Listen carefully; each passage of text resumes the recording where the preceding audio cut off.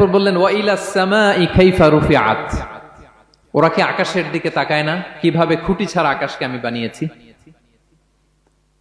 আপনারা যখন বিমানে চড়েন তখন কি শুধু ভিডিও করতে থাকেন নাকি, মেঘের ভিডিও, আকাশের ভিডিও? তখন তাকাবেন আকাশের দিকে, সুবহানাল্লাহ, কিভাবে আল্লাহ আকাশকে তৈরি করেছেন।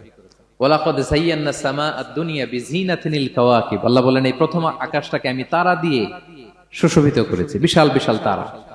এই যে আমরা সূর্য দেখি, এটা একটা তারা, পৃথিবীর চেয়ে 13 লক্ষ গুণ বড় এই সূর্য। কত গুণ বড় বলে ফেললাম হুট করে মুখ দিয়ে, কিন্তু কল্পনা করতে পারতেছি। তার মানে 13 লক্ষটা পৃথিবী সূর্যের মধ্যে রাখার জায়গা আছে। তাই বলে মনে করেন না যে সূর্য অনেক বড় সাইজের তারা, ন, সূর্য এই মহাশূন্যের খুব ছোট্ট সাইজের একটা তারা। সূর্যের চেয়ে লক্ষ কোটি গুণ তারা আছে। যে সূর্য পৃথিবীর চেয়ে 13 লক্ষ গুণ বড়, ওই সূর্যের চেয়ে কোটি গুণ বড় তারা আছে। এরকম লক্ষ কোটি কোটি তারা নিয়ে আমাদের গ্যালাক্সি মিল্কি ওয়ে, এরকম কোটি কোটি গ্যালাক্সি আছে। সুবহানাল্লাহ, কোটি কোটি গ্যালাক্সি নিয়ে আমাদের এই প্রথম আকাশের মহাশূন্য। তার মানে পুরো প্রথম আকাশটাকে যদি একটা মানচিত্র দেয়া হয়, ওইখানে মাইক্রোস্কোপ দিয়ে পৃথিবীকে খুঁজে পাওয়া যাবে না। আই রিপিট, পুরো প্রথম আকাশটাকে যদি একটা বড় মানচিত্র বানানো হয়, আমরা যে পৃথিবীতে আছি মাইক্রোস্কোপ দিয়েও এটাকে খুঁজে পাওয়া যাবে না।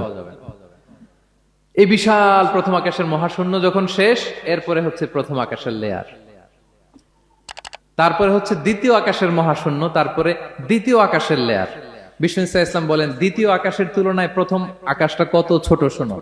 সাহারা মরুভূমির মধ্যে যদি তোমার হাতের আংটি ছুঁড়ে ফেলে দাও, পুরো মরুভূমির তুলনায় তোমার হাতের আংটি যত ছোট, আল্লাহর দ্বিতীয় আসমানের তুলনায় প্রথম আসমানটা ঠিক তত ছোট।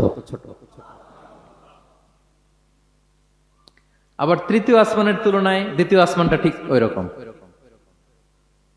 আবার চতুর্থ আসমানের তুলনায় তৃতীয় আসমানটা ওই রকম।